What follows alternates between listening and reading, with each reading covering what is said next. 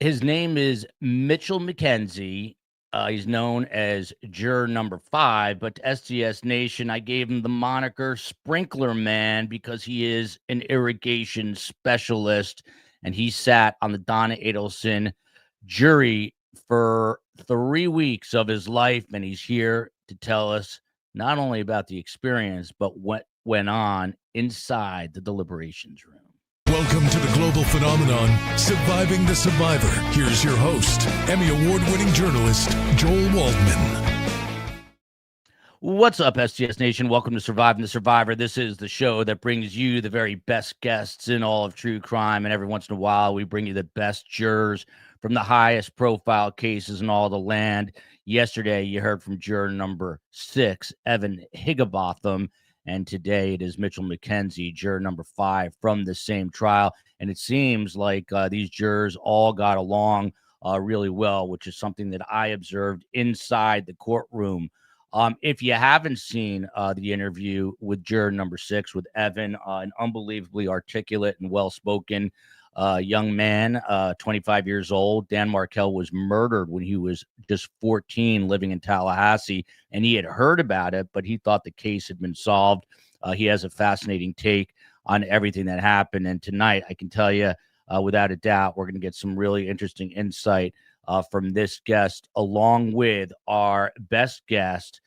She is the high priestess of STS, the law professor, Joe Potuto, professor emerita, University of Nebraska School of Law. Joe Potuto, I don't want to put you on the spot here, but did you have a chance to watch any of juror number 6 and just your initial thoughts before we bring Mitchell in here? I did. I thought he was very, very articulate. I thought he was very thoughtful. I thought he was very careful in what he said. And I thought he was very responsive to every one of your questions. I thought it was a great interview, and I really enjoyed listening to him.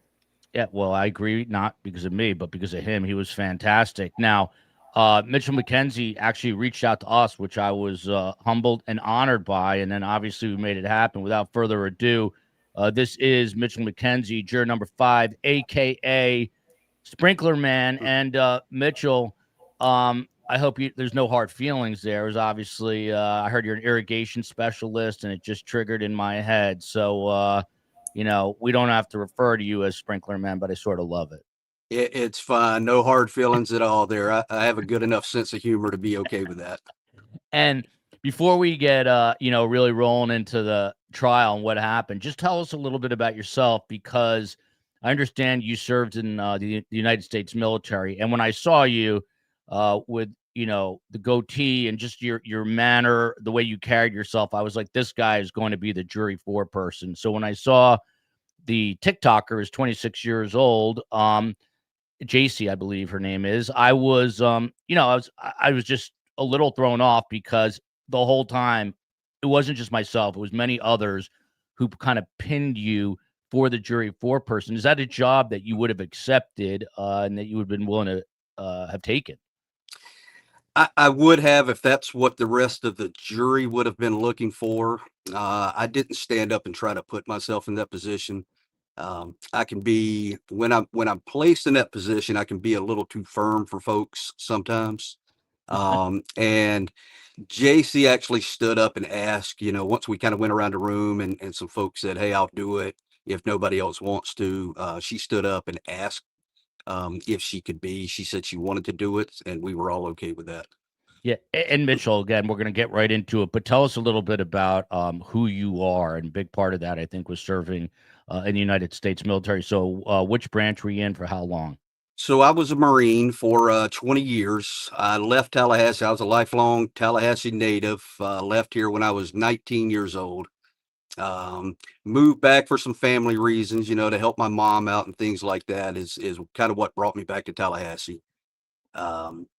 Ended up as an employee of the city here, kind of fell in love with my job and some of the people around. So, that's what I'm doing here now. I was actually still active duty when this case, back when the murder happened in 2014. So, and that's why I hadn't heard anything about this case. This was all new information to me. Wow. And had you deployed to either Iraq or Afghanistan and served over there? I did. I did a couple of deployments to Iraq and one to Afghanistan. Oh, thank you for your service. Not only, Absolutely. yeah, not only as a juror, but obviously as a Marine. And here I am calling a Marine sprinkler man, but I think everyone gets it. On that same note, I could have sworn that there was an other person, either on the jury or during the voir dire, who also was an irrigation specialist. Did I mishear that? Did you talk to anybody else who had the same job? I did not. I don't remember hearing that, but I was it even being a Marine 20 years, that's a somewhat intimidating atmosphere sitting there. You don't really know what's going on and just kind of getting pushed to your paces to answer questions. And so I was really focused selfishly on me and how to respond and really paying attention to the questions rather than what folks around me were responding with. Yeah. Can you ask Sprinkler Man right out of the gates here? We've got Susan from True Lifestyles who helps us behind the scenes. Can you ask Sprinkler Man if you, by the way, we've got to get shirts made that say Sprinkler Man, but can you ask Sprinkler Man if he was looking or staring down Donna or looking at the screen? He looked intent in Donna's direction. Were there moments when you did stare her down, Mitchell? There certainly were. When Rob was on the stand, when they brought Wendi in, there were certain witnesses that when they brought in, I was focused kind of on her reaction and body language. I really just wanted to see how she reacted to certain things. I know a lot of people don't really want to pay attention to her. They want to pay attention to the witness. I wanted to see how she reacted to the information that was coming out. Not that I could use that against her during deliberations, but it kind of gave me a sense of where her head was at, I think, during certain testimony. Yeah. And I'm going to hand it off to Joe in just 1 second, but just a final question for now. There's going to be many more, but and I asked Evan this from sort of a 30,000-foot view. What's your biggest takeaway from the nearly 3 weeks of service that you just gave as a juror? Honestly, the gravity of what was going on around us. I mean, like I said, I knew nothing of this case. So as the information going in, I think it was downstairs day one where they come in and they tell us the case that they think it's going to be, kind of as they're vetting us to find out if we're going to make it upstairs. I didn't know what the case was. So as the information was coming out, just again, the gravity of it and to see how many people this crime affected, the innocence that was lost because of this tragedy. That was the big takeaway for me. So now we bring in the professor of law, the high priestess of surviving the survivor, and I'm curious to see her first question coming from the professor. What would she ask her pupil about this? So now I'm on trial, am I? Yes. Yeah. Given that you didn't know about the case when it started, how effective were the opening arguments to give you a sense of what you were going to hear and get a feeling for what the case was going to be? They were very effective for me because I mean that was honestly my first exposure to it. So the way the prosecution kind of laid it out along a timeline made it very easy for me to kind of pick up on and understand where we are at this point with this trial in the big scheme of this entire thing. And given the way the opening set the stage and gave you that roadmap, was there anything in the state's case that was a surprise to you? I not that I can sit here and think of right offhand. Maybe in the moment it came off as a surprise, and I can't give you a specific example, but I think as the trial progressed, and the way they laid out their case, everything kind of came full circle for me. So if there was something that was a bit of a shock, it was like, oh, okay, I understand now, but I can't think of a specific example to give you. Joe, you said I could do one. Let me follow up on the closing for the defense. Did they give you a good sense of what the defense was going to be and where they were going to be going as the trial proceeded? On the opening? On the opening, yeah. They did not. Honestly, I felt, and I think all the jurors, we tried hard to keep an open mind through the whole thing, and never make a determination or jump to conclusions before all the evidence was presented. But honestly, to me, it felt like the defense was kind of behind the 8 ball from the get-go. I mean, I understand they're at a disadvantage and they have evidence, but they don't know where the prosecution's going. But it felt like from their opening that they just didn't have a strong case to present.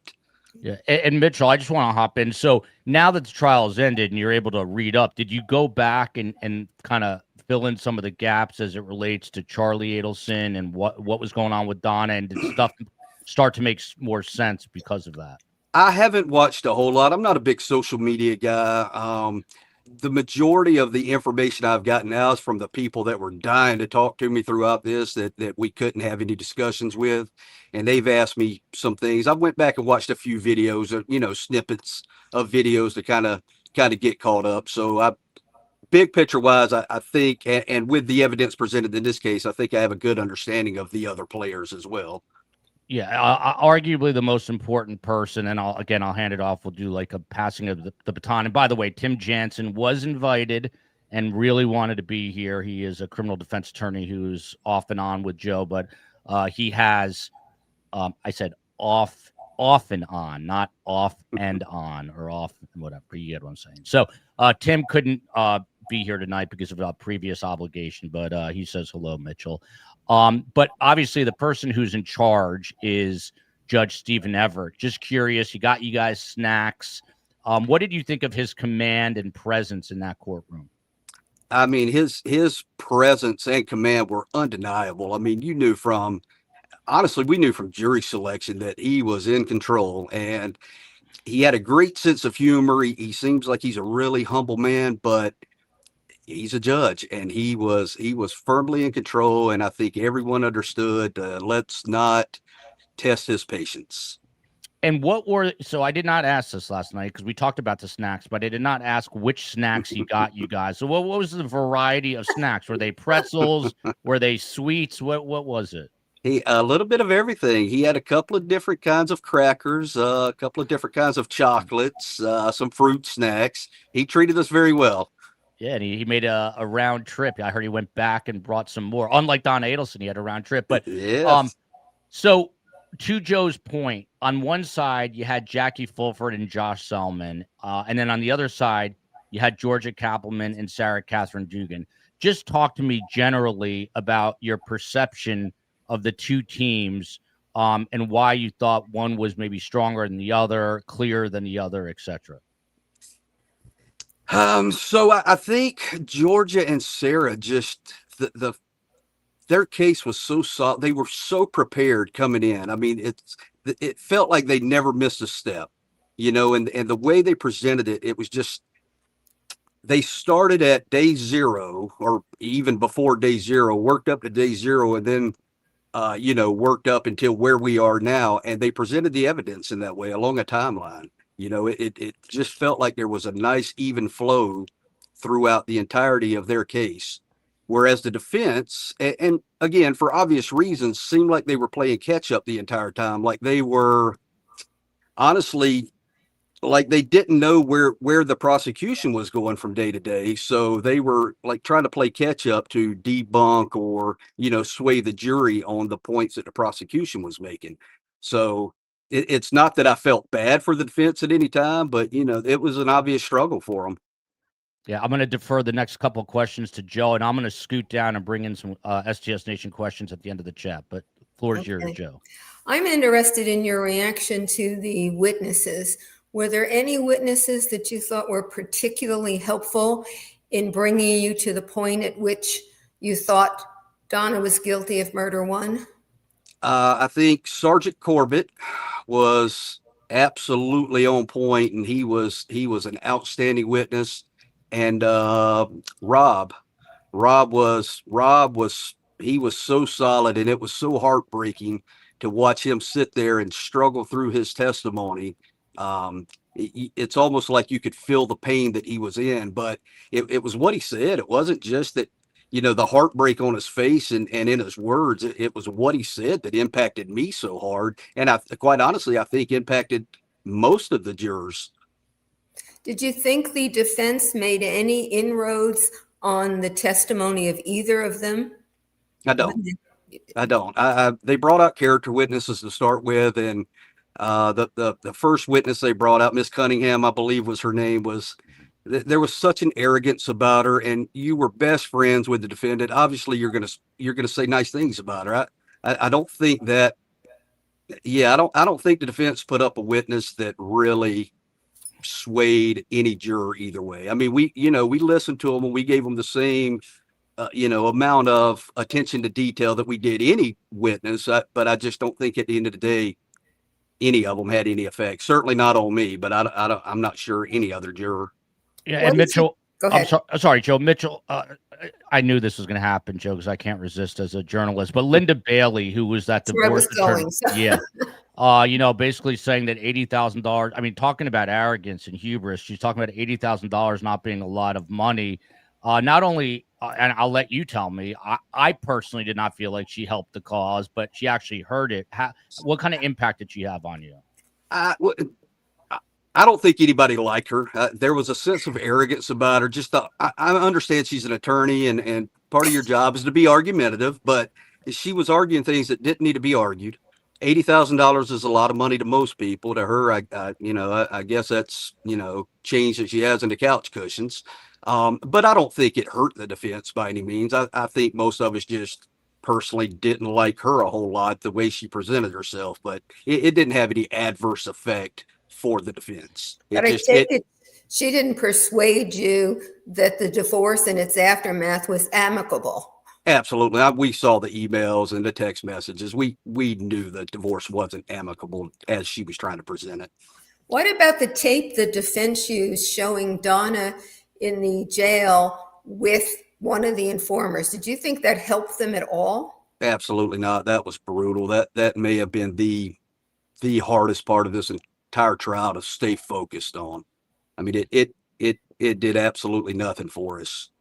Did you think it helped the prosecution? I don't think so either way. Possibly, because again, it didn't take a handwriting expert to see that was Donna Adelson's writing in that journal.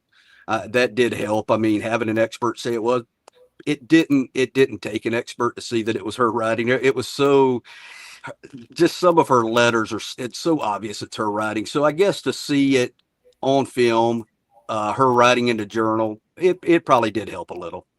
And, Evan said the same thing. He said he did not need a handwriting analyst to put together that was her script. What about the arrogance of a woman who's in jail now trying to manipulate people that she would likely never associate with in the real world into delivering testimony potentially in her favor and actually writing that script? I hear you about the jail video because I was in that courtroom and it was very difficult. It was a tough stretch and it got real boring. But when you realize that it was her handwriting and she's writing a script, I think it might have been game over before then, but was it like definitely game over once you saw that? I think you're right. I think it was game over before that point, but yes, that was one more piece that once we got to deliberations that we could talk about. And if anybody had any doubts, that was a piece that we could say this was her writing a script. Yeah. And Joe, to you, what I find absolutely fascinating is both Evan and Mitchell now, jurors 5 and 6, say that Sergeant Corbett was perhaps the most important witness next to Rob, or in addition to Rob. And when you're in the courtroom, for me, because I guess I have ADHD, I mean, he has a fantastic presentation, but usually when you hear digital forensics professor, if you're not tech savvy, and Mitch told me himself that he's not tech savvy, and I'm not tech. I don't know. I personally have a tendency to tune things out, but credit to this jury for being so interested in that testimony, and that testimony really can help, and obviously did seal the deal. What are your thoughts on that, Joe? And then you can ask Mitch your follow-up. Yeah, no, I thought Corbett was extremely effective also. And I'm not tech savvy, but I don't mind listening to that sort of evidence. In part, I'm intrigued. It's somebody who's an expert in an area where I know very little, but in part because he set the stage and underscored that the information, the conclusions that he was going to give with regard to the information were well grounded in the technical stuff that he was able to put together and derive. And that, I think, and Mitch, I'd be interested in your view, but for me, that made the emails and the phone messages and everything else much more persuasive. Yeah. By the way, I'm sorry, Mitch, real quick. We're going to get into the jury room. We're going to get into the verdict. We're going to get into Wendi. So stick around for all that. In the meantime, if you appreciate the content, please hit like, please subscribe. We've got a Patreon page. And Mitch, I'm going to let you answer that in 1 second. But Abby Crossing, she's got a super chat here, and she was in the courtroom with me for much of the trial. Can attest to your immense focus, and thank you for your service. What was your take on Jackie Fulford's attempts to ingratiate herself with the jury and witnesses, telling you she was old, or the bump man how lovely his Spanish accent was? Again, I think we kind of developed our personal take on her pretty early on, but it had no effect on the evidence that she was trying to present. I think it was an act. It clearly seemed like an act to me, and I think most people picked up on it being an act from her. And I understand they had their backs against the wall. They had a tough case, so it seems like she was pulling every trick out of her bag that she had. But I think this was a sharp jury, man. I want to give credit to these guys because I get a little social anxiety when I'm in a group of folks I don't know about, being late and things of that nature. And I showed up day one, the Friday, day one of the actual trial. I show up almost an hour early before we're told to be there, and I'm the third person there. So I know it's going to be a great jury. And I mean, everybody was there at least 15 minutes before we were supposed to be. So just professional, locked in. We were given instructions not to talk amongst ourselves until it was time to deliberate. You could tell that there were some folks that were really wanting to talk. I wanted to talk to them about it, but everybody was so professional. And that may have been the biggest surprise for me coming out of the jury room itself. I mean, that was my biggest takeaway the whole time. Was I said several times that this might as well have been a professional jury because I've seen several juries in action. And this particular panel of what ended up being 8 men and 4 women, but it was 6 women originally. I've just never seen that group of people in that number as focused as they were every single day, which is not easy to do. So kudos to you. One of the questions that was just up there, this one is thanking you for your service. Wanting to know if you're single, Mitchell. Look at this. STS singles. He's in Tallahassee, so you got to. I wonder if Sunshine suit. Do you care to answer that? I will tell you this. I am single, but I'm in a weird situation because my ex-wife happens to be my best friend, and we spend a lot of time together. So it makes the single life a little awkward in that sense. That's an interesting relationship. But yes. The question before the comment before was, did you buy any of the old grandma act coupled with what Georgia said? I mean, Georgia at the beginning, I believe it was Georgia said, it was either her or Sarah, essentially said a killer is not, and look, you're a Marine, so you've seen people lose their lives, I'm sure, in real life, and you have an image of that, maybe a preconceived notion. But when she said a killer doesn't have to look like your image of a killer, did that help you realize that maybe Donna Adelson was part of this, even despite her looks? It was an impactful statement, but I'm pretty sure they asked that question, what does a killer look like, during jury selection.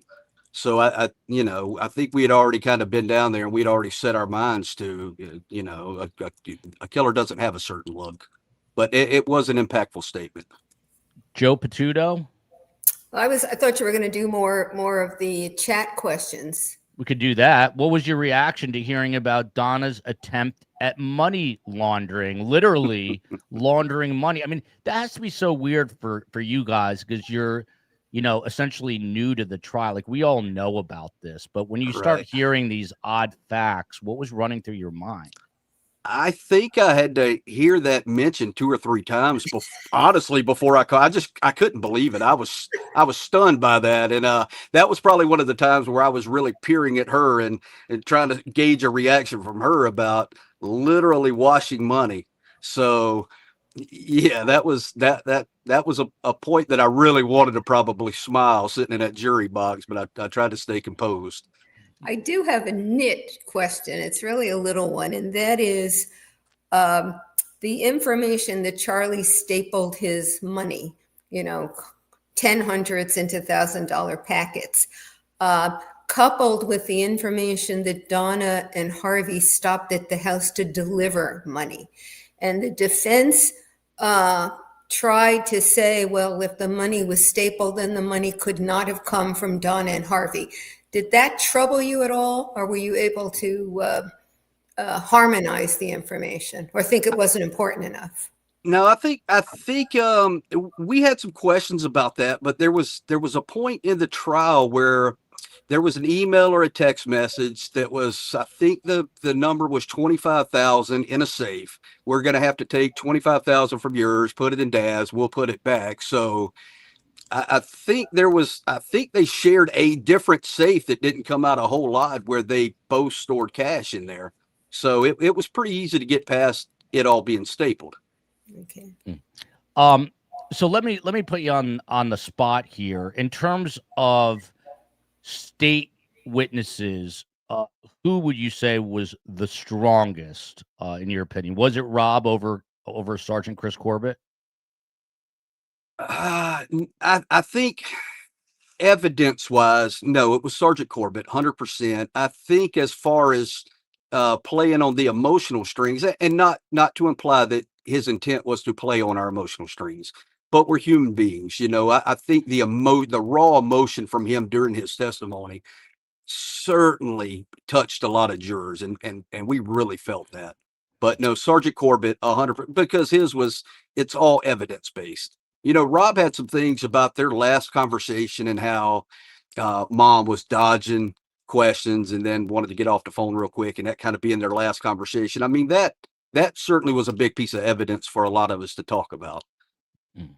From Lauren here, part of STS Nation, do you wish Donna would have taken the stand? And are you aware of sort of the drama that was going on? I don't think you were, about her wanting to testify, and the judge threatened to hold him in contempt because she couldn't make up her mind, but she was planning to testify and then ended up not testifying. Did you want to hear from her or expect to hear from her? No, honestly, I don't think there was anything based on where we were at that point, or at least where I was at that point. I don't know. I don't think she would have done herself any favors getting up there. And I think the prosecution would have just had a field day with her.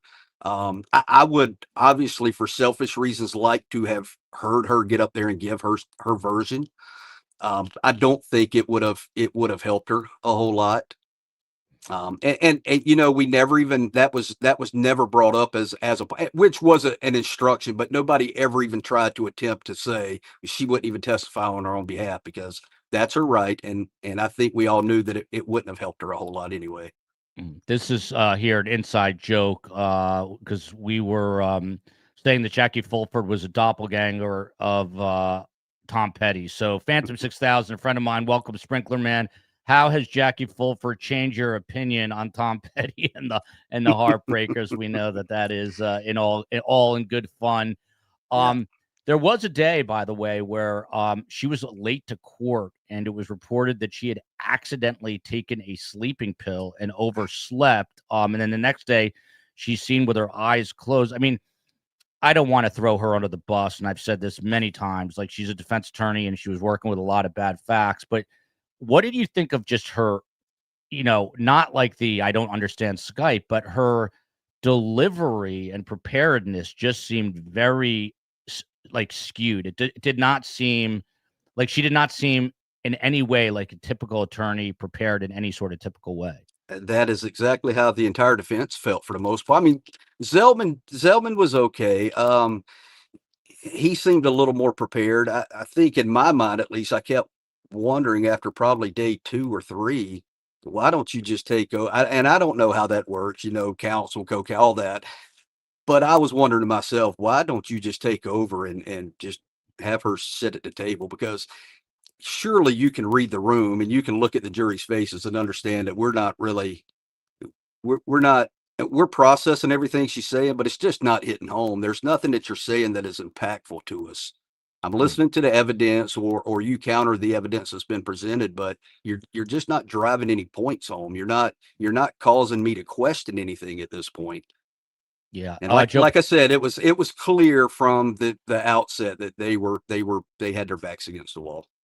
Joe Potuto, you got to take a few questions or ask a few questions because I'm already getting yelled at that I'm hogging the interview. So I'm gonna put some duct tape over my mouth for the next few minutes. You don't have to. I think they're misassessing, but in any event, it's kind of them. I'm going to do Stephanie's question from the chat. How did the bump testimony and the information about the dump affect you, or what did you think of it?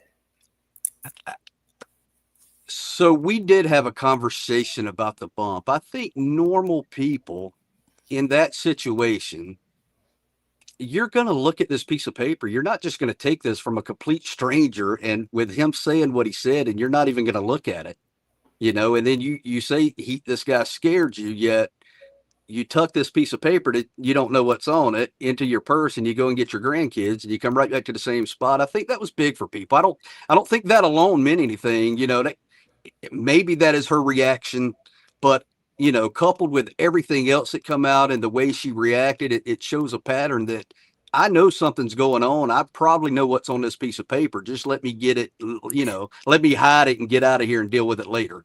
Mm-hmm. So the bump was big for us, or for me. What you, I think, reinforced for me, and I think you were a great jury, because now we've heard from 3 or 4 people from the jury, and all of you sounded really responsible about the job, taking it seriously, looking at everything, listening to everything, but also exercising common sense, which is what jurors are asked to do. And sometimes you wonder whether the prosecutor, when she's putting on the case, should give you more information to drive the common sense, or just stop and let the jurors get there. And I think Georgia stopped. She didn't make as much argument as she could have. She relied on your common sense, and you came through beautifully. Yeah. And I think most of us had the common sense, she, and I don't know, I didn't have an aha moment where, oh my God, she's guilty. I never had that moment. It was a culmination of evidence for me. And I couldn't tell you if that was day 2, day 3, day 4. I don't know where I was before we got to closing, where I was pretty set. But yeah, I think there was a lot of common sense at play. And again, the way she presented that and didn't try to, there were times where I felt that the jury was being belittled, like we didn't have common sense to process what was going on. And so we certainly, or I certainly saw that, and I felt that, and I appreciate that from the prosecution. Can you give us an example of where you felt that you were being belittled and not? The biggest one I can think of, and again, it's not evidence, but in the defense's closing, where she was trying to say, and again, I don't remember specifics. I just remember this is one time where I was like, "Are you kidding me?" But she was saying, "Well, this witness said this, and this witness said this, and this witness said this," and I'm thinking, no, they didn't, and we all know that witness didn't say what you're saying. So I understand what you're trying to do. I mean, you're defending your client, but that to me was almost trying to insult our intelligence, like we hadn't been paying attention and taking notes and understood what witnesses were saying. So that was a big one for me. Here's S. Hughes with a very generous super chat. Absolutely love these juror interviews. Really impressed with juror number 6 and Sprinkler Man's ability to methodically process so much information in an unbiased manner. I'll add, I don't know, Mitchell, to what extent you know that part of this custody battle was over the fact that Donna Adelson absolutely detested Tallahassee, thought it was a quote-unquote, hick town. And here you are. You've got some of the smartest jurors. Look at these jurors. And Tallahassee, we've talked about this before, the most educated city by degrees in the state of Florida. Very well educated. And you're seeing, obviously, a jury that knew a whole lot and was able to put together. But, my question to you is, were you taking notes? I know you, and I dubbed the juror next to your left Mountain Man with a ponytail, but the two of you were the most intent. Like, you two were leaning forward. I did notice you staring down the defense at times, which I thought was pretty badass, if I may say so myself. But it's so much information. Like, I've been covering this case for over 3 years, and I can barely remember what just happened in this trial. How were you able to retain all of the important information? So, and this probably goes back to my 20 years in the military. I really learned to just kind of hit bullet points. Anything that really kind of caused me to go, huh, I would take a note, or if there was a certain piece of evidence, I would try to mark, state's exhibit, defense exhibit, whatever, with the evidence number. So when it came to that time, I could kind of refer back and go, why was this interesting to me?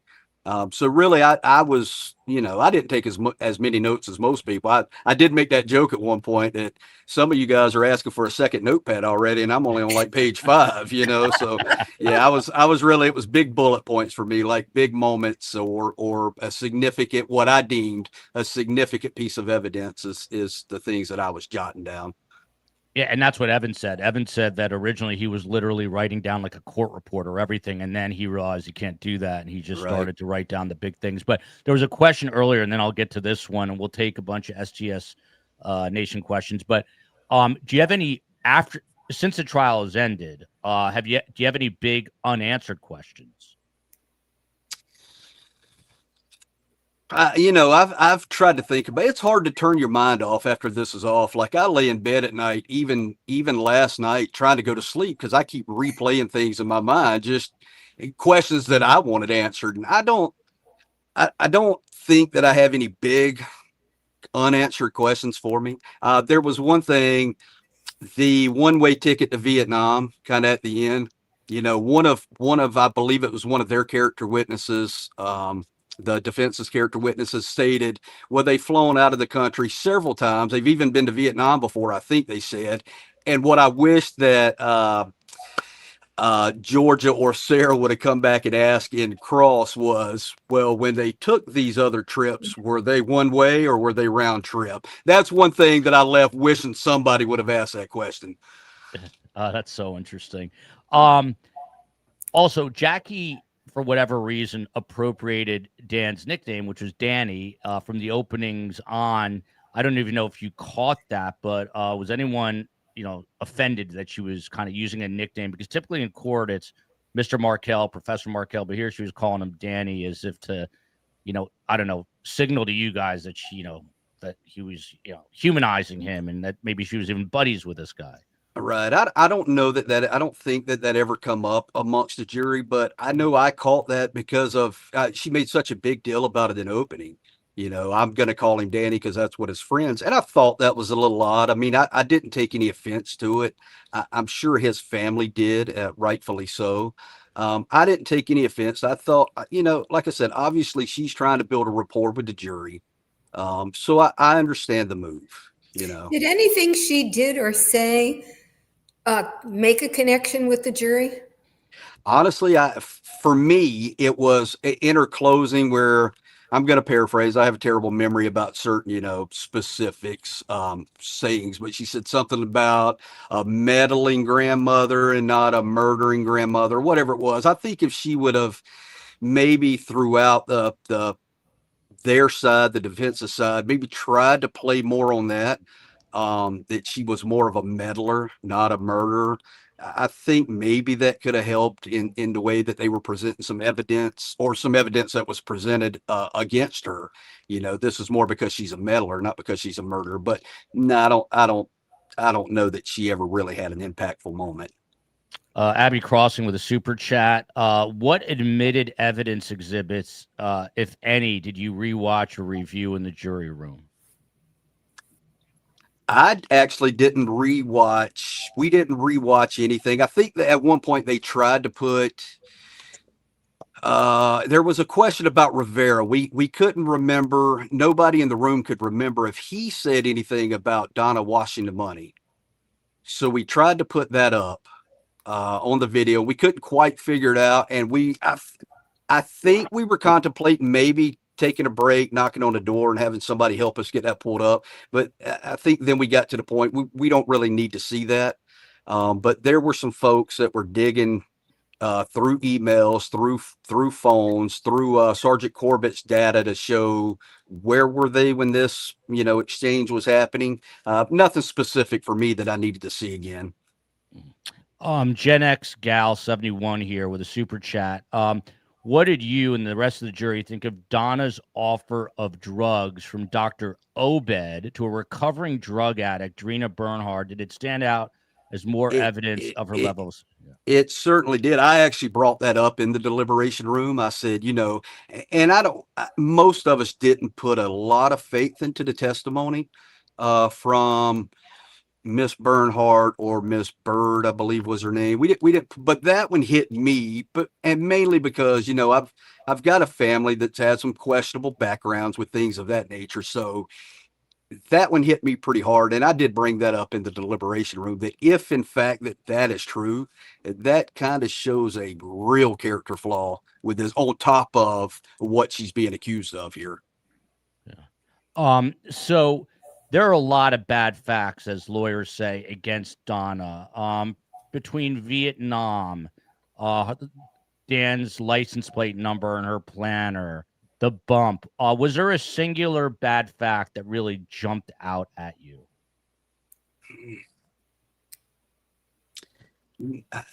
Not well. It's the code talk. The code talk is what may have sealed the deal for me.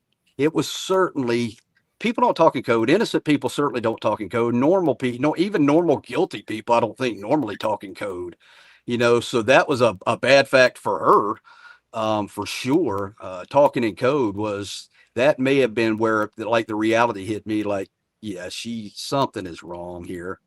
There was, and I guess I'm the only one that heard it. There was somewhere in a recorded phone call, and I know the TV was the big code word, but there was somewhere that her and Charlie were having a conversation, and she said something about these bridge repair guys are expensive or something to that nature. And I guess nobody caught it, but it was so out of context to the conversation that they were having that I almost laughed out loud in the jury box when I heard it. But we kind of glossed over that, and I was thinking that was a really odd statement.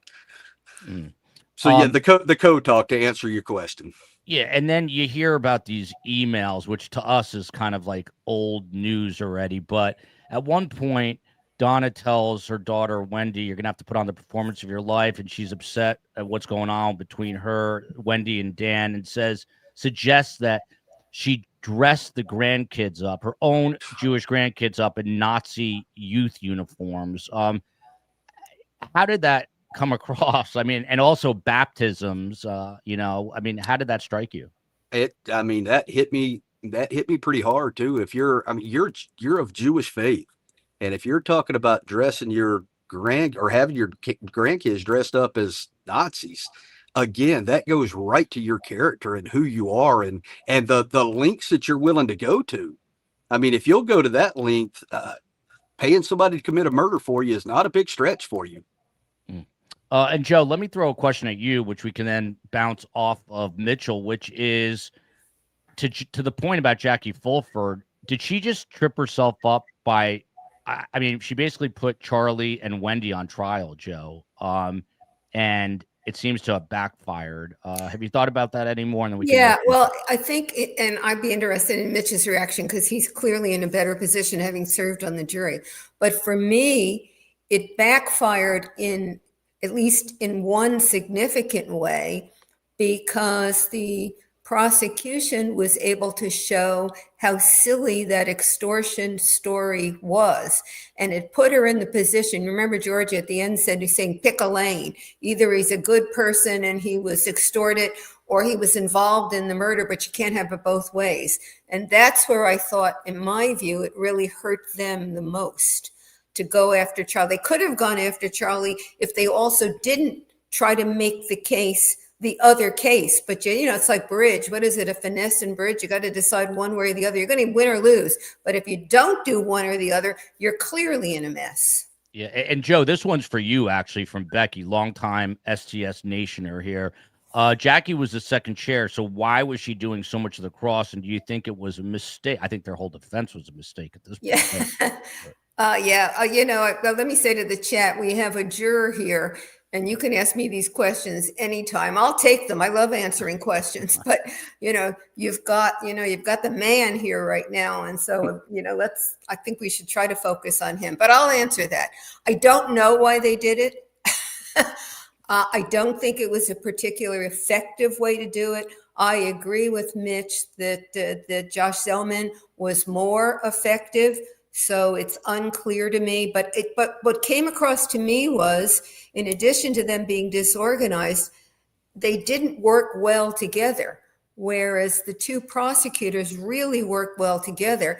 It never seemed to me that the defense was on the same page, and they kept having to take breaks to discuss things that you would think they would have been prepared about. So that the way the defense worked with each other and how they divided things, I don't have a good answer for it. I'm going to get to this question about Wendi, but I'm going to build up to it here. So, before we get there, one person that people are always curious about in terms of their testimony was the ex-boyfriend, Jeff Lacasse, who drove a similar car to the hitmen. And Wendi was very intent on knowing where he was going to be the day of the murder, almost like she was going to try to pin it on him. Curious what you thought of his testimony, the credibility of it. Yeah, I thought he was a credible witness. I mean, and that was mind blowing to hear that evidence come out about same type of car. I think they said the murder happened right at 10:55, and he was supposed to be kind of in the area right at 11. So that's that. And going back to an earlier question, that may have been one I wish that we could have explored a little more. And there may have been reasons why not. Like, was that part of this plan? We thought about the same color car. But him being in the area at the same time, was this all kind of communicated and coordinated? So that was something I wish we could have covered. I'm sure there are reasons why not, but his testimony was big. I mean, again, it goes to the character of some of these family members, and if they can do things like this, or even think about them, then it's not a big stretch to think that you could be guilty of what you're being accused of. Yeah. Look at this. Deborah Sobold says a lot that you are best friends with your ex-wife in a good way, she's saying. And we'll get to Wendi in just 1 second, I promise. Joe, hop in, Joe. What about Jeff's testimony that Wendi had told him that her brother had actually, in fact, looked into getting a hitman a few months before? Did you find that credible? I did find that to be credible. I did. He had no reason to lie. I mean, they've been broken up for 10 or 11, 12 years at this point. What does he have to come out there and put himself in the spotlight again just to tell, falsehoods? I found him to be very credible. Would you have been helped? I assume I know the answer to this, but I'll ask it anyway. Would you have been helped if you had heard him testify that he was really distressed about it and talked to a colleague about whether he should go to the police, even though it had happened months ago, and they decided, since it was in the past, that he would not, but that he'd actually talked to somebody at the time about it? That would have strengthened his testimony for sure, knowing that he was willing to go talk to law enforcement about it. Not that his testimony needed strengthening, because I thought for me personally, he was very credible, but it certainly would have helped. I am working, by the way, to get Stephen Webster, who has an amazing story about the day that Danny was murdered, as his post-divorce attorney, that there was a filing due that day. So hoping to have Stephen Webster and his partner, Louis Baptiste, back on the show tomorrow night, and then rounding out the week with a couple of women who have done hard time to talk about Donna's future, which we'll get to as well. But Mitchell, kind of a more cerebral question for you from Bong's map here, coming to us from South Africa. So we've got people here from South Africa, the UK, you name it, Ghana, everywhere in between. Why? I mean, you're a Marine, you've been around the world, you served your country, you've been in hot spots, and why do you think this particular case is resonating literally around the world? I don't know. I have a hard time with that, other than maybe it being like the grandmother mastermind type thing, because they asked the question, what does a murderer look like? And nobody could really answer that question, but you don't expect it to look like Donna Adelson.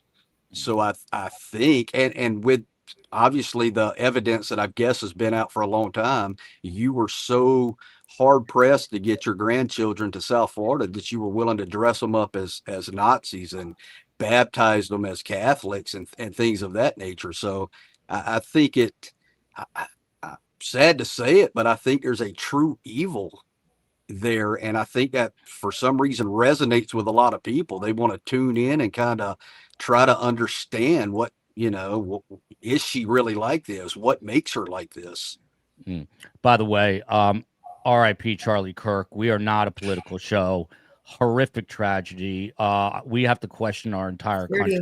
Yeah. Political violence. There's no place. Whatever side of the aisle you're on, there is never a reason to kill somebody. Never, ever a reason. It's a horrible tragedy. He's a young guy, 31 years old, with 2 kids and a wife. And if there's anyone out there supporting his death, as Steve Cohen would say, don't point the finger, point the thumb. You need a checkup from the neck up, as Steve Cohen would say. Horrific tragedy, absolutely disgusting.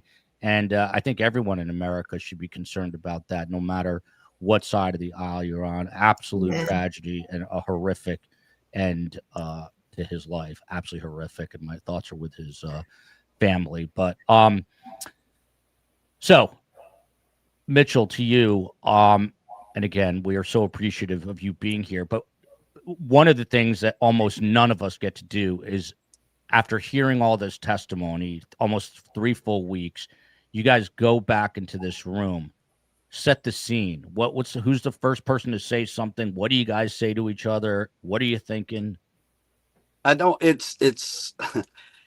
really know, because we were wanting to get started like right away. Like everybody was really ready to get started, but the bailiffs were still in the room. So, we have people dipping off to the bathroom to try to get that taken care of before we get started. So there was just small talk, some chatter going on while we were getting started. And honestly, I don't know. It may have been Juror 6 or the 4-person, as it turned out, that kind of spoke up first once the bailiffs closed the room and it was time to go. And we got right to it. We got right to kind of talking about how we saw things and kind of where we stood. Were you surprised that you were going to be done that night? No, honestly, I was not surprised at all. You had a sense, even though we couldn't talk about it amongst ourselves, you still just had a sense of where most people stood.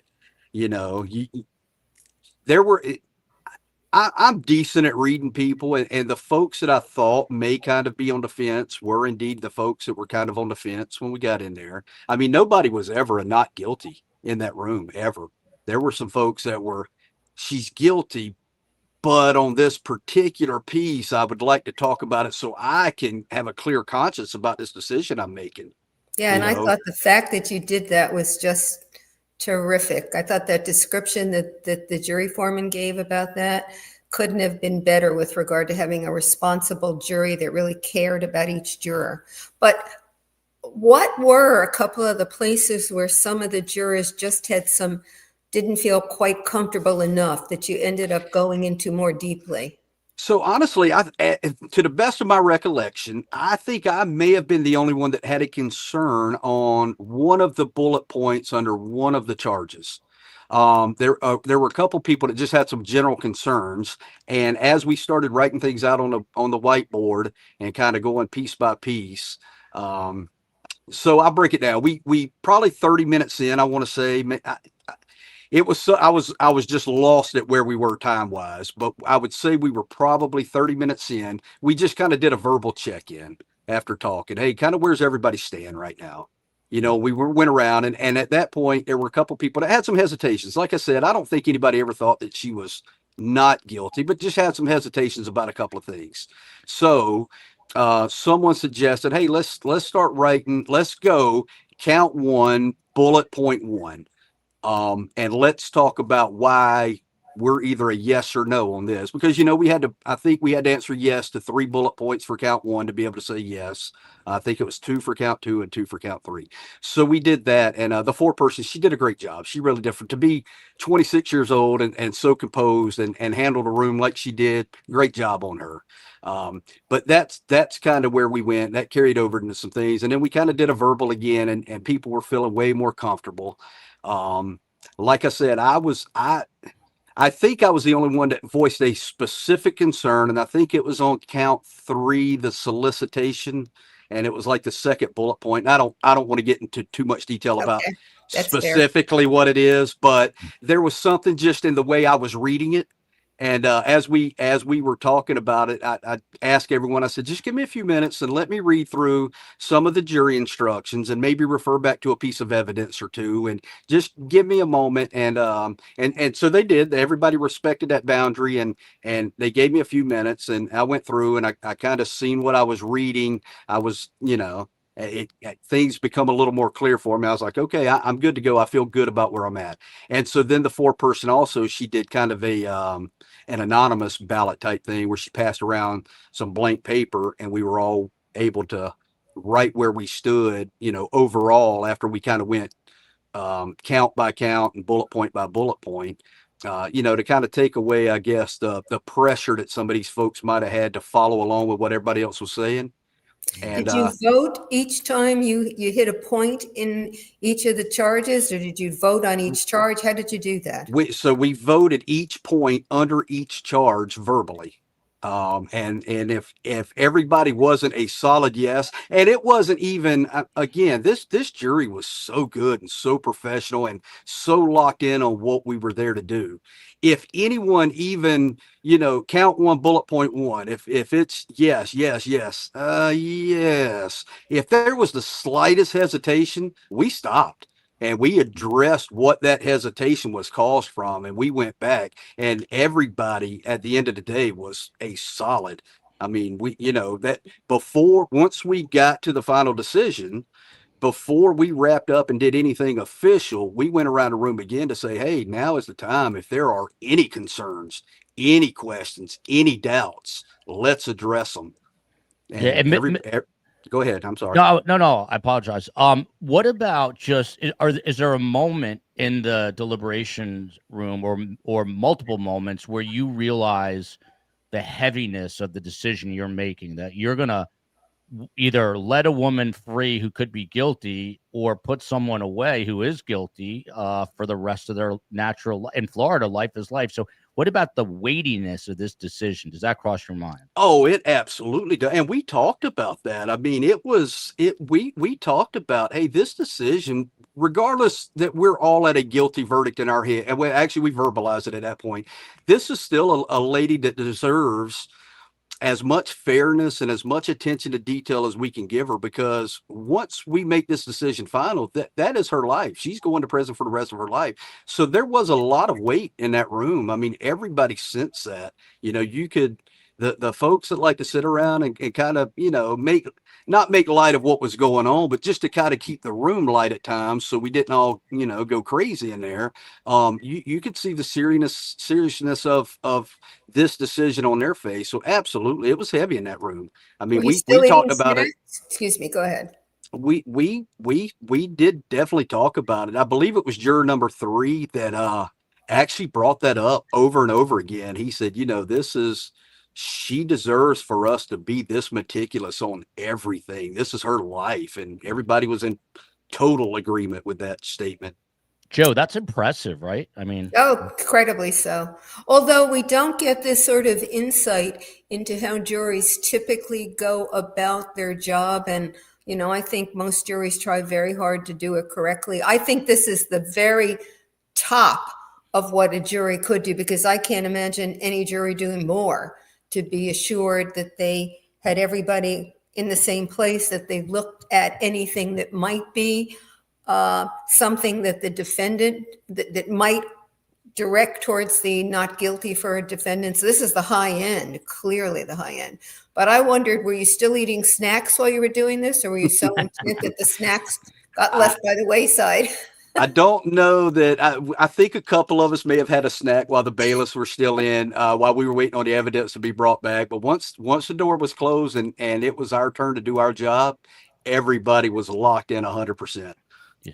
And Mitchell, this has come up in a couple of different ways. Regina Edwards, by the way, with a super chat. Thanks for the coverage. Love Professor Joe. Who doesn't love Professor Joe? Did Wendi seem credible to anyone? Did Wendi seem? We'll start getting into Wendi, but when she took the stand, there. I talked about this last night with juror number 6 with Evan, that there was so much tension. Like Donna was looking at Wendi, but Wendi turned her chair away from her mother to you. Were you picking up on the tension, the family tension? Oh, absolutely. I was staring Donna down when Wendi entered the courtroom, and kind of watching and then watching Wendy's reaction on the stand. And she turned towards us and made eye contact with the jury. Like as far as I know, she never made eye contact with her mother. Yeah. Did you think that Wendi was trying to help Donna as much as she could or not? How did you interpret what she was doing? Wendi felt, at least to me, and she didn't come up a whole lot in deliberations because she wasn't on trial, and I don't think she added anything one way or the other in the big scheme of things. There were some things that we talked, but she didn't come up a whole lot. To me, she wasn't. She seemed very coached by her counsel, whoever that may be. She seemed very coached. I mean, she knew exactly how to answer. You know, she seemed like, yeah, she was definitely trying to help her mother. She didn't, but you could tell she was coached. Yeah, by the way, that's how I felt. She has a very high-powered attorney who actually does legal work for the president, or at least at one point, as in President Trump. But Serenity RPH, Joe, I'm going to let you take this if you want to ask this, and then. Okay. How would you assess Wendi's guilt if you knew Dan's lawyer? This is, of course, Daniel Markel, was to file a lawsuit charging her with financial crime, and that lawyer thought the result of that lawsuit might be that she would lose her law license? How would I assess her guilt? Yeah, I think that question is running to you first. Yeah, that's a tough question for me to answer because we try to stay so evidence based. You know, I don't want to make a decision without seeing all the evidence that would be presented against her. So that's a tough question for me to answer. Yeah, look at this. STS Nation's already all over. I can't hold them back. They want to know about Wendi's drive past the crime scene the morning of the that was strange. That was strange. That was that was very, very strange. And I understand, and I actually said that in the deliberation room amongst us when somebody brought that up about her going to the liquor store, and there were 2 that were much closer to her house, based on, I believe it was Sergeant Corbett's map of showing how far out of the way she went. And I said, I personally, I can't judge her for going to that liquor store. She lived in that neighborhood. That was her liquor store to go to if she had one. I do that all the time with a convenience store. I'll drive past 6 convenience stores to go to the one I want to go to. But taking Trescott, that part was strange to me. You know, you why do you do that? And then again and she wasn't on trial, so I'm not trying to put anything about her guilt or innocence, but you pulling up and being able to see crime scene tape around the house you used to live in that your husband and children still live in, and not making a phone call to anybody to try to find out if folks were okay, suspicious. Did you think it had any relevance to Donna's guilt? I don't think so. I mean, maybe. I mean, was she I didn't take that into account for Donna's guilt at all, but some of the other jurors could have looked at that and said, were you secretly reporting back that it was done? Let's get the money paid so these bad guys don't get upset with us. I mean, somebody could have viewed it that way for sure. I didn't, but. And no one talked about it. We talked briefly about her going that way, but like I said, that's when I spoke up and said, you can't fault her for trying to go to that liquor store. Trescott's odd. And then we kind of skimmed on past that to the other evidence. Yeah. So it's been asked a couple different ways, and I understand that you guys took the job very seriously in terms of weighing all the evidence and all these facts that were laid out. But Can you tell us, like, in your heart of hearts, when you started to lean toward the fact that this woman is guilty of this crime? Like, was it early on in the case, or do you really try to leave as open a mind as possible until the end? Right. So I think I kind of touched on that a little bit earlier. I tried hard. I mean, we're human beings. We all, I think, honestly, we all tried hard to keep an open mind until the very end, to include even after the closings, which, we were told couldn't be used as evidence. We tried to right there to that moment. I knew before that in my mind, but I don't have that aha moment where I can tell you this is the point where I knew she was guilty.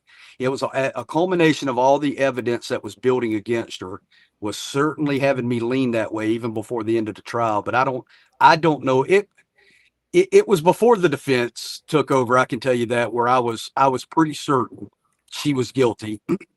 But I fought that thought in my own head and said, let me just wait. The defense may have something, earth shattering that's going to 100% prove this woman to be innocent. So I did keep an open mind all the way through. But, as a human being, I certainly had kind of made a judgment probably day 4 or 5. The way you describe that rings in a circumstantial evidence case where there is no, there it is, the smoking gun, where you have to build and put it together. The defense made something of an argument about, first she said no evidence, but in any event, made, I think, quite a bit of the fact that it was circumstantial evidence. There wasn't anything direct evidence. Did that worry you at all? I probably, when the trial started, when that was first put out there, I was like, oh, well, I'm not a big TV guy, but I've seen enough Law and Order and things like that to think, well, circumstantial evidence, that's not very good. So yeah, it crossed my mind that it was, based on all circumstantial evidence, but as it turns out, it's pretty powerful. Yeah. We talked a little bit about the one-way ticket, and Mitchell is starting to disappear on us because of the sunlight in Tallahassee. So Sorry. a few more. No, it's all good. We're going to go a few more minutes, but so you're in the jury room, and Evan, juror number 6, pointed this out, that you guys, once you got the first count, you sort of fell into place a little bit more easily. So now you guys have all your counts decided on, and you get summoned back out by the judge for the reading of the verdict. What was that moment like for you? Who were you looking at? What was going through your mind at that point? So I was trying to look at Donna. I wanted to see her reaction, just more for a peace of mind for me. I was hoping she would react in a way that, let everybody know 100%. In my mind, she's 100%. She's guilty of everything we said she's guilty. I wanted to look at her and watch her reaction when guilty was said, to see her reaction, to see if it let everybody else be as certain as I was. But again, Judge Everett, man, he's got such a command presence in there. Once he started speaking and reading from that verdict form, I couldn't help but turn and just stare in his direction while he read. And when count 1 comes back guilty, and you hear that scream, that wail, your thoughts that were running through your mind at that point. I mean, that's a heavy moment. It is, but again, just the way it come out, and then obviously that drew my attention to her, and to see that almost looked like it was a practiced response to me.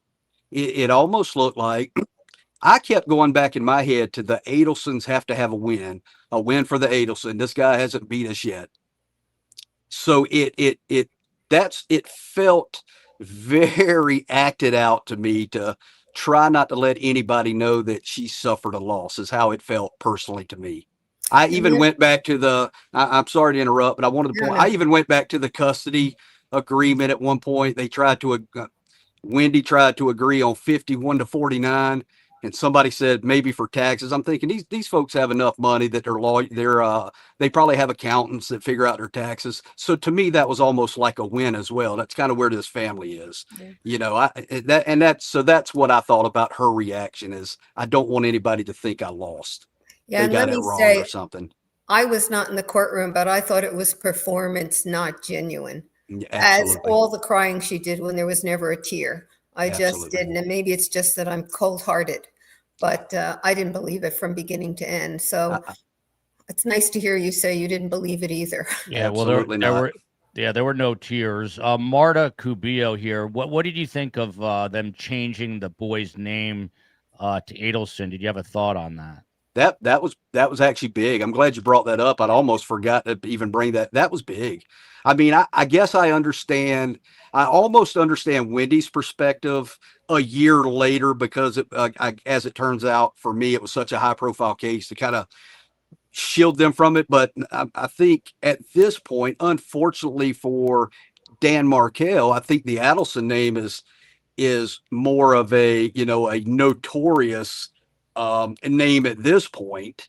I mean, I guess I kind of understand her reasoning, but for Donna to enroll them in, I forget what it was, baseball or PL or whatever it was, weeks after the murder as Adelson's, that was again, it goes to her character. I mean, how cold-hearted is that? Mm-hmm. Abby Crossing here with another super chat, very generous. So Joel Mitchell, does he go by Mitch? Is a best guest now, right? Yes, he is. As a former foreperson, he's not technically the foreperson on a first-degree murder homicide case. Thank you for your diligence, intelligence, and fairness. We'll get Mitch back on to comment as well as Evan. But one person we have not talked about, and then I want to talk a little bit more about Wendi. But Harvey Adelson, the husband. At what point, if at any, did you know that was him sitting in the front row? And he kind of is a maniacal stare, that guy. So just wondering your impressions of him.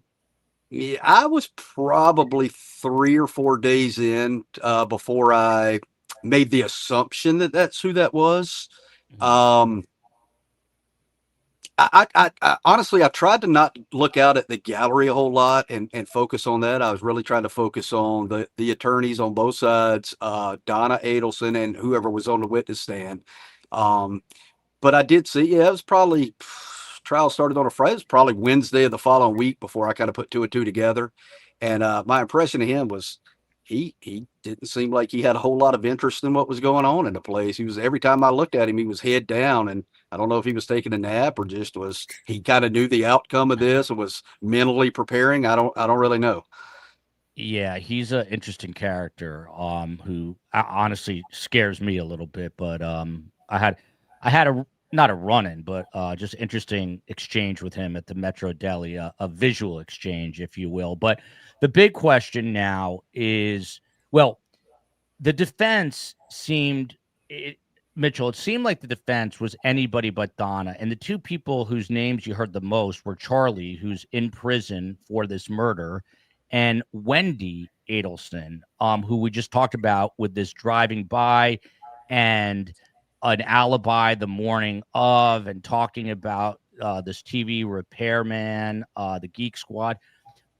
What are your impressions of Wendi Adelson? And I mean, I asked this to juror number 6. If you were Wendi Adelson right now, would you be nervous that maybe Georgia was going to come for you?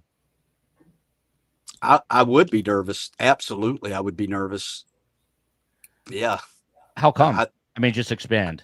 I think, again, with all the evidence against Donna that came out in this case that implicated Wendi was involved. I mean, I don't think she stumbled upon the murder scene. I don't think she was 100% involved. She had to have been.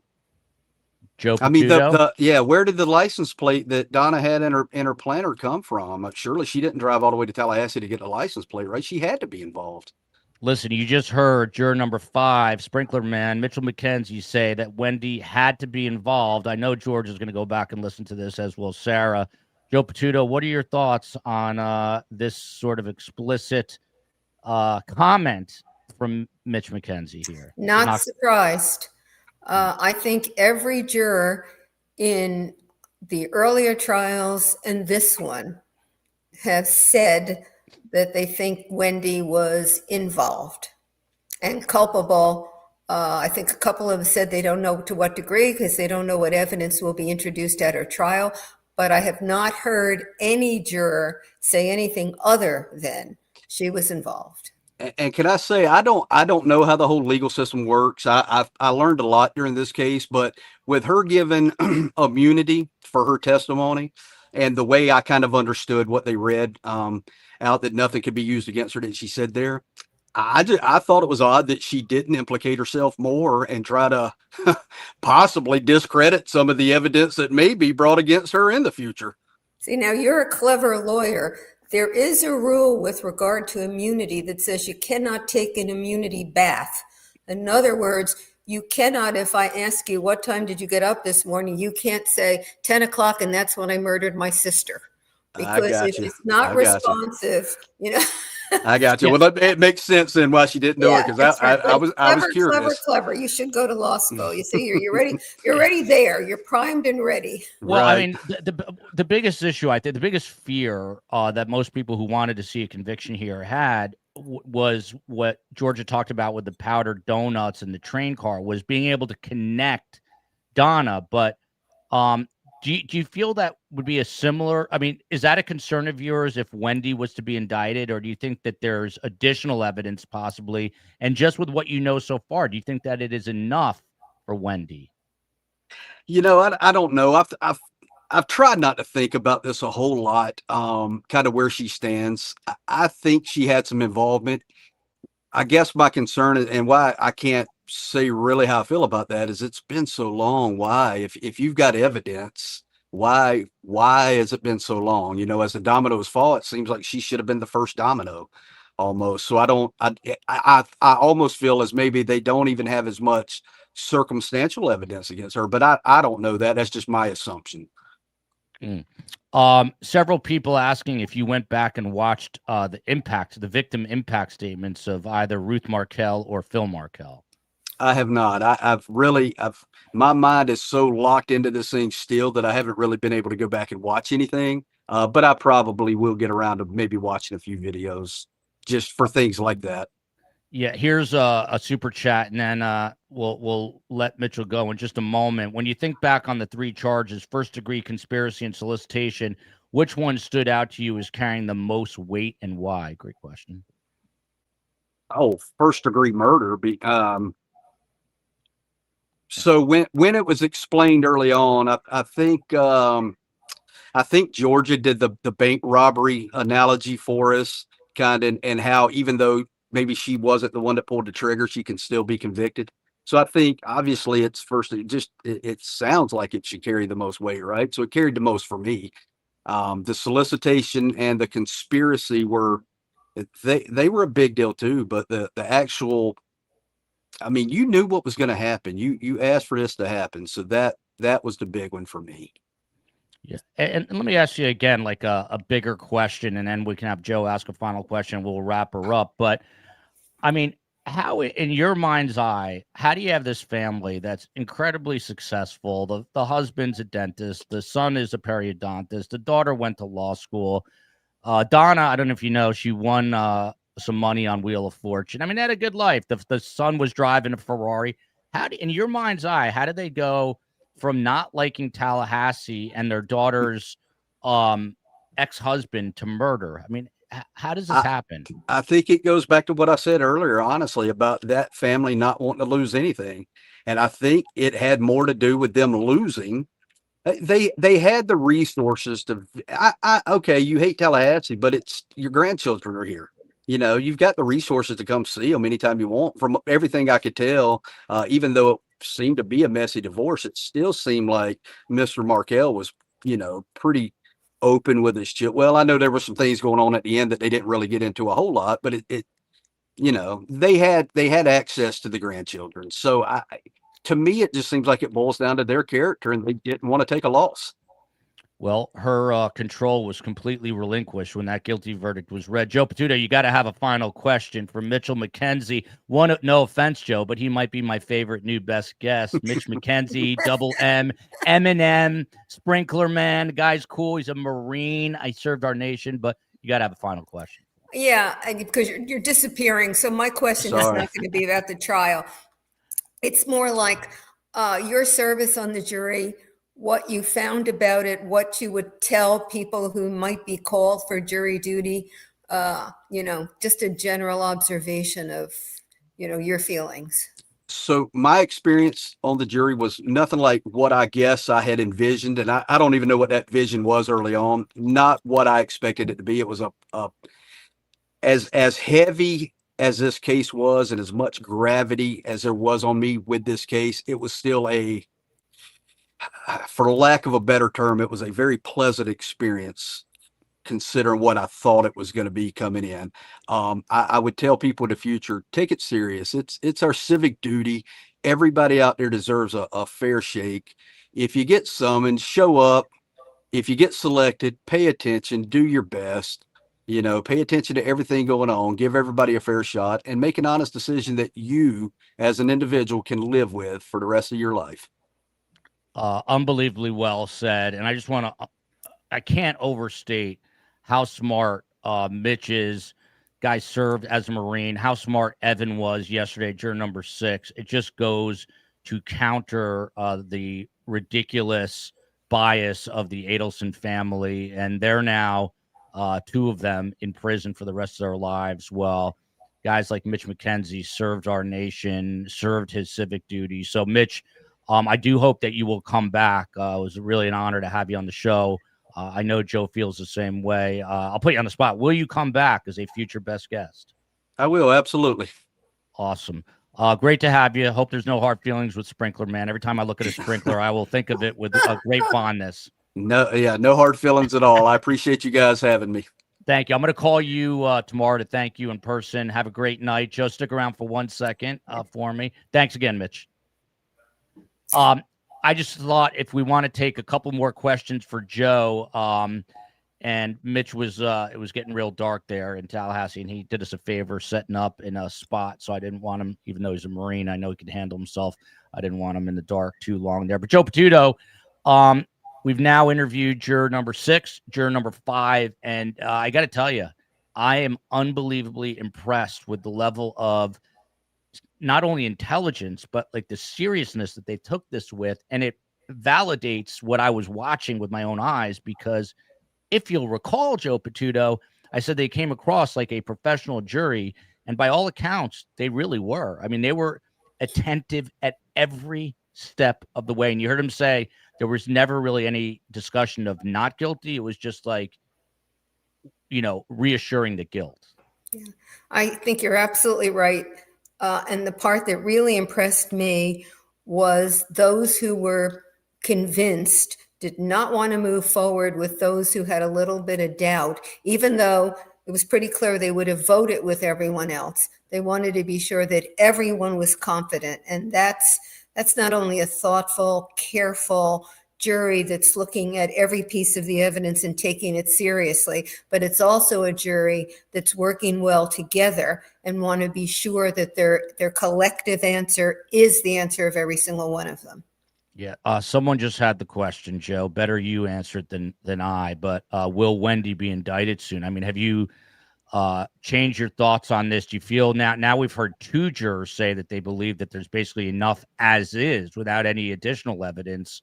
I assume, I know George's mom, shout out to George's mom, watches the podcast, but what do you think now? Where do we stand with this? And by the way, we did get it confirmed that there was no grand jury that convened this week in Tallahassee, maybe next week, but there was no grand jury. But with that said, what do you think's next?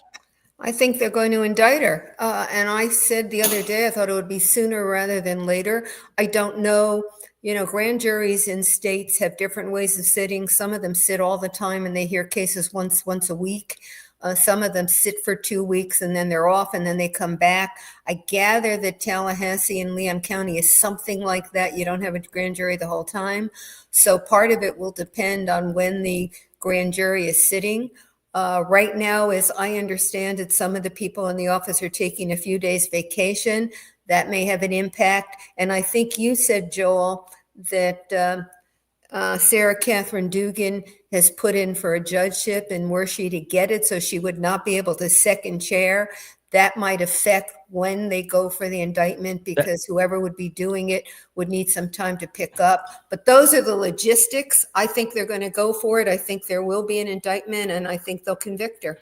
And when you say sooner than later, I see Logan Dowell here saying by the end of the year. I've heard others say in a matter of days, if not weeks. Yeah, I would have said, a month, 6 weeks in here, but it depends on the grand jury and it depends on those other factors. I don't think there is anything that they don't have right now. That's a double negative. It's bad. I think they have everything they need right now. They're unlikely to find more to make the call. So the question is just when they get together and look at the logistics of when they can go, and then, pull the plug and go forward. Whatever Georgia says, stay tuned. It literally, like, that's my moment of needing Pepto-Bismol, like to Wendy's point, but it's just very scary when she says that, and she said it twice. Couple of quick questions, Joe. We'll round it out. Baby Cakes 420 here. Why did jurors not get to stick around for victim impact statements? Good question. I mean, they do the hard work. Why can't they sit there and listen? Well, they're released and they move them out of the courtroom and, get them on their way. They can hear the impact statements, later, but the judge wants to get them, out and gone as soon as possible after they've given their verdict. And I think that's how they feel too. They don't want to be sitting there after that. They can catch up later. You heard this juror say, it's running around in his head and he doesn't even want to look at anything else until he can get it out of his head. Yeah. What a job that is, man. I don't think you realize the heaviness of that job until you're sitting there, particularly on a first-degree murder case. But Char Michael here, and I have to admit, I'm not sure exactly what she's talking about email-wise here, but because there was a few of them. But what role do you think it could play in Wendy's trial that she wrote that email that she didn't want to lose face with her mom and that she was resigning herself to settle in Tallahassee? There's one email that kind of helps her, and then another. I think it's a WhatsApp message where Donna tells her, Charlie's covered for you, your lawyer's covered for you. I think that's very incriminating, right? Yeah. I always thought that Wendi was, if not the prime motivator, the instigator, trying to get them to take care of Dan so she could move back to Miami. I thought there was evidence in this trial that at least called into question that, so that I thought there was evidence that suggested that she was a little ambivalent. She didn't like Tallahassee, but maybe she did not want to go back to Miami and be under her mother's thumb so much anymore. And so when she lost the relocation decision, she was resigning herself to stay, but that her family was still instigating. And since she was of two minds about this anyway, she went with them and then was complicit in it, which doesn't excuse her at all. But I think there's enough evidence this time that suggests maybe that's what happened. And I think the prosecutors will have to decide which Wendi they think is the real Wendi when they indict. Here's a lawyer law school question. Tommy Castellanos, the name of the FSU quarterback. Be amazing if this was him. Burden of proof and evidence against Donna being involved prior to the killing, Joe. They're co-conspirators, even on murder one. So you don't have to have each of them do everything because they're working in tandem. The evidence that showed she was involved prior to the killing, in addition to motive, essentially is the money evidence. The jury believed clearly that she dropped the money off. So she was involved directly in paying the hitmen, and that makes her a principal. Plus, she's writing the checks, to continue to pay them off afterwards. Same thing. She's paying off the murder. So that's what the evidence is in ahead, at least the major evidence in advance that shows that she was guilty of murder one. Yeah. By the way, COE, you put that comment up, which Joe just answered about victim impact statements because they're released technically, so they're not in there for victim impact statements. What is Katie doing in Leon County? Well, they didn't want Donna was in Wakulla, but for the trial, since it's far further, 30 minutes out, they moved her to Leon, put Katie in Wakulla apparently, and then had us do the switcheroo. So it's nothing really beyond a logistical thing. Let me ask something. Leon County is the jail, not the prison. Why aren't they sending her back to the prison? That's a good question. I don't know. Great question. Look, I here don't we have go. the answer to it, but that's my question. I don't know. I mean, someone who's like, if you want to email me, if someone who's well-versed in Department of Corrections stuff, I don't know if there's like a weekly bus, like what the deal is, but I don't know. Can someone rent a billboard in Denver that says "Stay tuned"? Joe, I got to tell you, Carm called me devastated over a different reason. It has to do with Chinese food. She confessed that she ordered Chinese food. Carm did. I think it was last night. And I can't give you the direct quote, but her fortune cookie read something along the lines of, "I will no longer meddle in other people's business," something along those lines. And I told her it was the greatest fortune cookie she could ever get, talking about meddling in people's business. And I actually told her to tattoo that on her forehead backwards, so when she looks in the mirror, she would read it. And she says she will hold on to the fortune cookie, but she does not know that she can abide by it. So I thought I didn't know what was going on there. Final question here. Well, then we got final thoughts from Joe. Why is it so imperative? Ben G, you get the final question. I'm sure we'll have 3 more after I said that. Why is it so imperative that a defendant not show emotion when the verdict is rendered? What do they have to lose or leave at that point? Yeah, it's not imperative in the sense that the jury is not going to be affected by it by now, but it's court decorum. You know, the judge tells everybody in that courtroom, don't show any emotion, don't take any noise. And the defendant is part of the courtroom. Wow, that's all I can say. I mean, it's really, look at this. That was the best interview I've ever seen in true crime, period, aside from the 6th juror. Melody, please email me, Surviving the Survivor. When Carm yells at me, you need to email me as a response. Go ahead. I thought your interview with what was his name? Don't remember his name now. The young I don't remember juror. my name. Evan Was equally good. And he was also extremely articulate and thoughtful. I mean, all of them that we've heard from, you know, have sounded the same. I mean, of course, they look different. Their voices are different. But what they say about doing the job and how they did the job is consistent one to the other. Here's something very interesting, and I believe I'm allowed to reveal this because it came up in voir dire. But juror number 6, Evan, who's only 25, unless I misheard him, and then I will openly apologize, but I'm 99% sure he told me that he's actually divorced at a young age. So that's at least 3 jurors that I know of, because Mitchell McKenzie is divorced and is best friends with his ex, as you just heard. And I know that another juror was divorced. So what do you make of that, Joe? That's interesting that we've got at least 3 divorcees, especially a young one. You know, I guess it's a little more relatable. Now you're kind of shaking. You're giving me the Jersey shake off. No, I wasn't giving you. I was trying to think about it. It cuts both ways, doesn't it? I mean, if you've had a really amicable divorce, you may be really, you know, amazed at the level of acrimony in this one. If you've had an acrimonious divorce, you might say, yeah, I understand how people could feel that bad. And I said some crazy things too, but I didn't kill anybody, you know. So, you know, whenever you're selecting a jury on either side, you like jurors where you're pretty sure, you know, if you could get a police officer on the jury, you're pretty sure he's going to be a prosecution juror. And that's why you don't get them on the jury. But when you get them where they've got a background that could cut either way, they're a little more difficult, you know, to decide, do I strike them or do I go with them? And who knows? Defense may have run out of peremptories and had to take one of them. And, you know, today, 3 out of 14 people who've been divorced once, I don't know what the national statistics are, and they're colored because they count. You know, if you get divorced 4 times, you count there. So it isn't necessarily, then I'm going to get involved in it. It doesn't mean 1 out of 2 people have gotten a divorce. That number, it may be one of them has had 4 divorces to affect the number. But you know, there are more people who are divorced, so it's more likely you're going to end up with a jury pool that has divorced people in it.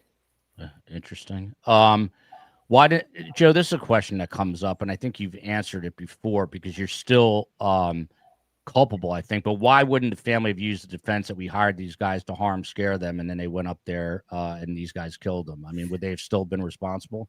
Yeah, because if you set somebody out to do something and then they end up causing more harm, you're still responsible for the end result. You can't say, I want you to go out and, you know, and really, really hurt this guy, but don't kill him. And then if it's killing, saying, well, I didn't have anything to do with the murder. I didn't want him to be killed. The law doesn't cut it that finely. So it's a tough defense. It's not impossible to make, but it's a tough defense. You set that person going.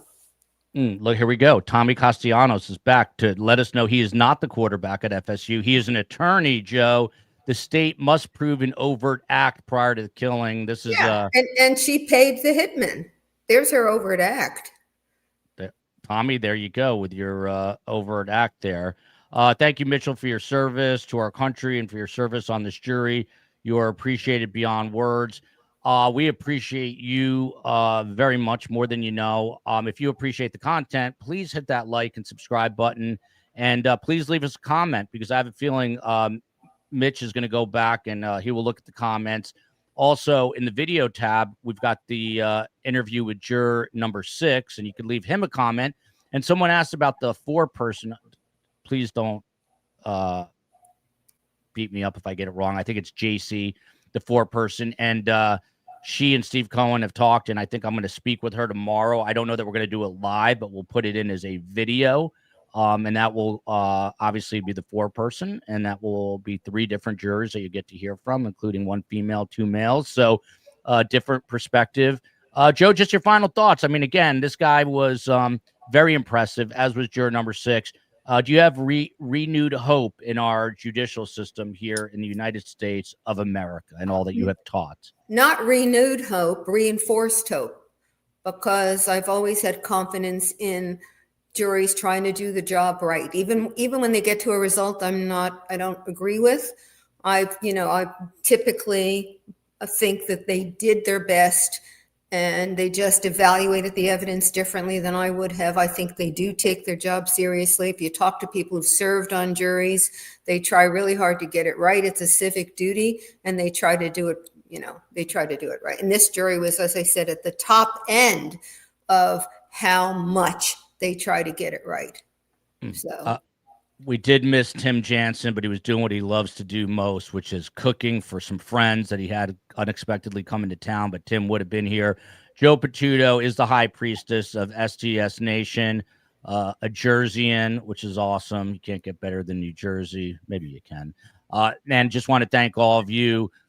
Love you, Tallahassee. I mean, Adelson family, rethink, man. I want to move up to Tallahassee. You just saw 2 amazingly impressive jurors from Tallahassee. The irony is they are out of South Florida, and we'll be back to Tallahassee. And the other irony is maybe if the Adelsons had a jury that wasn't very bright, they might have been acquitted or gotten a hung jury. 100%. The case is, is intricate. One last question, Joe Potuto. If you're Wendi Adelson, what are you doing tonight, Joe Potuto? Besides chugging a 64-ounce jug handle of Pepto-Bismol, what else are you doing? My imagination doesn't reach that far.